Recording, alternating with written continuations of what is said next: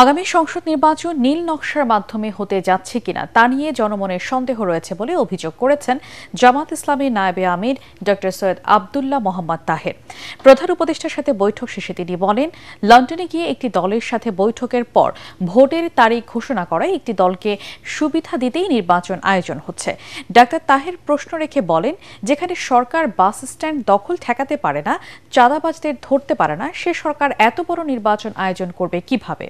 জুলাই সনদ বাস্তবায়নে একটিমাত্র দল বাধা দিচ্ছে বলেও এ সময় অভিযোগ করেন জামাতের নায়েবে আমির। প্রধান উপদেষ্টার বাসভবন যমুনায় জামাতের 4 সদস্যের প্রতিনিধি দলের সাথে বৈঠক করেন ড মোহাম্মদ ইউনূস। পরে প্রধান উপদেষ্টার সাথে বৈঠক করেন এনসিপি প্রতিনিধি দল।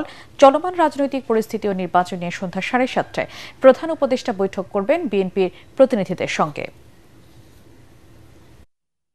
বর্তমান সরকার এবং আরো কিছু দেশ বিদেশি শক্তি মিলে নির্বাচনকে সুস্থ হওয়ার ক্ষেত্রে বাধা তৈরি করা চলেছে। একটি নীল নকশার নির্বাচনের দিকে আমরা যাচ্ছি কিনা সেই ব্যাপারে আমাদেরও প্রশ্ন তৈরি হয়েছে, জনমনেও প্রশ্ন তৈরি হয়েছে।